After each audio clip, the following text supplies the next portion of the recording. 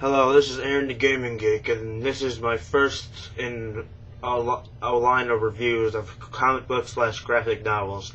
And the first, as I said in my first vlog, would be Batman: The Dark Knight Returns. Here's a picture of Frank Miller when he wrote it, and Stephen King said, "Probably the finest piece of comic art ever to be published in a popular edition." This is the premise of this book, this graphic novel. It has 4 chapters to it, but they're all like in their separate comics. The first is the introduction, written by the great writer Alan Moore, who wrote the introduction to this. He wrote The Killing Joke, which will be one of my comic reviews later in the process, but yeah. He wrote V for Vendetta, and he wrote Watchmen. He wrote so many great stuff that I can't say a single word about Alan Moore. He is one of the greatest writers to ever be, who ever hold a pencil and write down. But anyway, let's get to the thing. This is written by Frank Miller, an inspiration of mine, who wrote Sin City, and I do like The Spirit, the movie. I like it a lot, actually. So screw you if you don't like it. It's broken down into 4 parts. First part is called The Dark Knight Returns, where Harvey Dent. Oh yeah, there's spoilers. Just tell you, Harvey Dent gets facial. He gets like facial reconstruction. He's not Two-Face anymore. But then he goes on a TV, and then says, "I will do something demand." Look, I read this when I was away in Michigan for a while, so that's why I couldn't record it on the spot. And that's when Bruce Wayne decides to go back to being Batman, even though he's old and he hasn't been doing it for 25 years.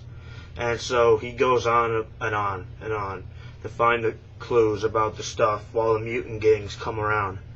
And he finally finds a Two-Face and made his face look like the other side of his face. You know, the back side of the face? He made it full, and he regretted it. And his coin.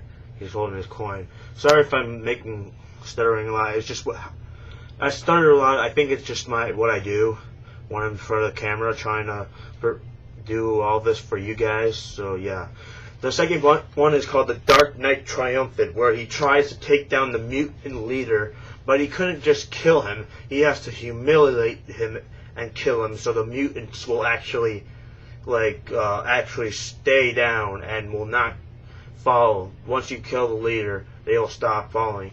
Oh yeah, and the mutants are like saying words like, they say "the," but it's only spelled TH, and there's and some other words like just it's spelled LES, and then there's just, and it's just GUS, and they speak like really bad English, the mutants do, because of the crime they do. The third and in the second, here's some art from the second chapter of the book of Dark Knight Triumphant. See that art? It's beautiful. It's one of my favorites. But let's get to the next part, the hunt for the Dark Knight, where he finally goes confrontation with the Joker. The hunt for the Dark Knight starts out with him being in disguise, making sure. Oh yeah, the new Robin, the Boy Wonder, is actually a girl called Casey Kelly, and she is actually working with him. And he says, if you don't do it, Bruce Wayne's like, if you don't do this and follow my orders, you're fired. And that's a pretty good joke they did there. I'm trying to find some. There's this here's another great picture of the book. See that? That's actually a girl that's in the Robin suit, and Batman is just like that right there. It's really great art. It's so great. I can't describe it. And The Hunt for the Dark Knight is where he finally tried his final confrontation with the Joker. And spoiler alert, he kills the Joker, but I think he actually took a suicide pill. Superman is in this comic and he plays a big role in this. But you know what? I'll let you find out what his big role is. But there is one line that I cannot freaking find in this comic book that defines the whole graphic novel in general. I'll try saying it my best because I can't find the damn thing. Okay. Basically saying Wonder Woman has gone back to her people, the Amazons. Green Lantern is fighting crime up there. But you, Bruce, you just don't get quit or something like that. It's a quote that made me read the rest of it from top to bottom. It was a great quote, and I love that quote. And the artwork. Oh, I'll show you. The artwork is, I've been telling you, is fantastic. Oh my God, I wish I can just find that quote because, seriously, it is one of the greatest quotes that made me feel like this is Batman and what Batman is.